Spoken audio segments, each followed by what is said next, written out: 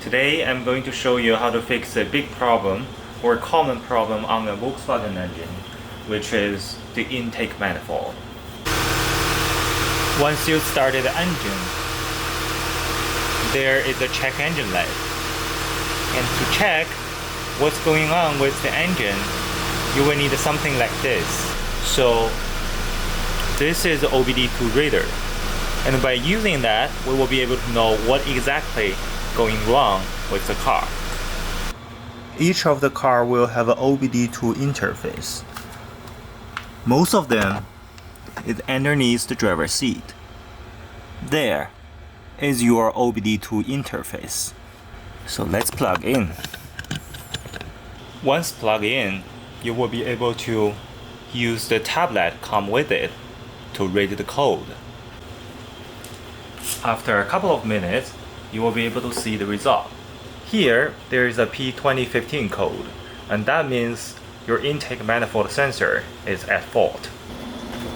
Let's turn off the engine and start it in the trunk. To access the intake manifold, what you will need to do is to remove this part of the intake manifold and remove this cover. I will expose some of the components underneath here. So remove those, and then you will be able to take this off. Let's start it.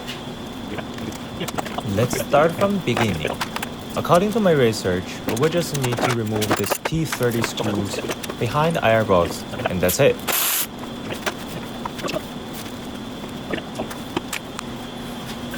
Release this out of the front, and give it a good pull. There you go. And we can twist it out. Don't forget to disconnect the sensor. So this is the piece we would need to take it off. Let's work from the top. First of all, disconnect this hose. And again, twist it. Get it unstuck and save it.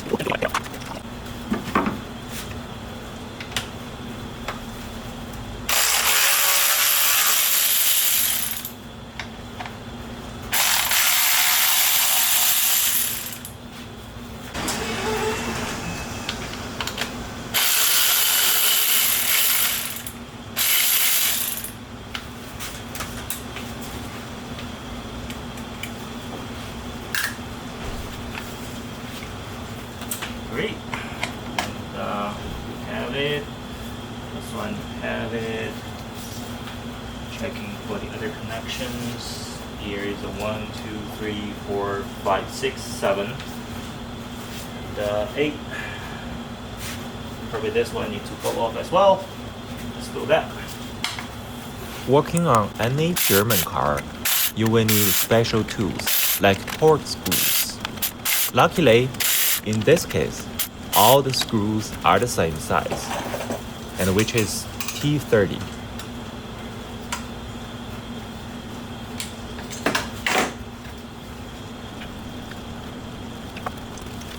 And now let's focus on disconnecting all connectors. Just be patient and try not to damage any of the wires, as they are very hard to fix. The rest of the screws are really hard to reach from the top. So eject the car up to reach them from the bottom. First of all, we will need to take this panel off. That's a 13mm.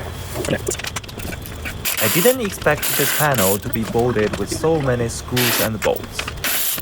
And that is called the glorious of German engineers. I think this is the last one, I promise. This is the bolt that is very hard to reach, and we can only reach it from the bottom. With all the effort that it needs to take off the intake manifold, all I want is to replace this part. This is the one that causing the issue throughout the code and causing the check engine light.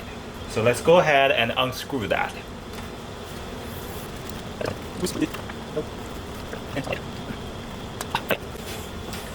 Okay, With the sensor in place, let's go ahead and screw everything up. One. That's two. Oops.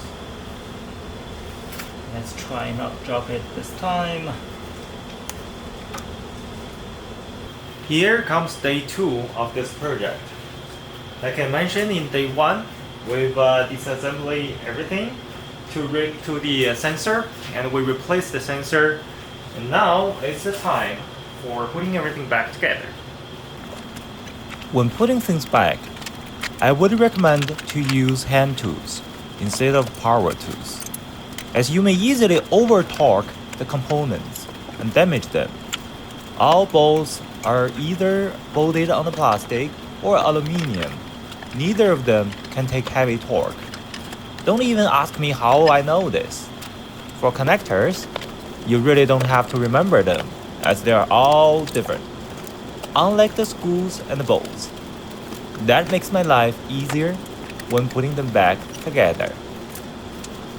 With all the screws in, we will need to double check if all the connectors have been put. We will need to double check if all the connectors have been put back together as needed. Otherwise, the engine wouldn't be happy when we fired it up. Modern cars are full of connectors and sensors, sometimes overcomplicated, sometimes over-engineered. But with computers and the right tool, we can easily diagnose and replace the bad part ourselves, like so.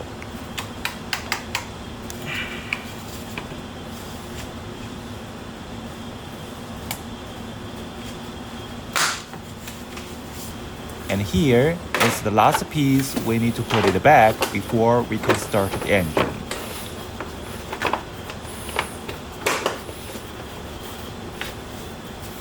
Okay, now everything has been connected back.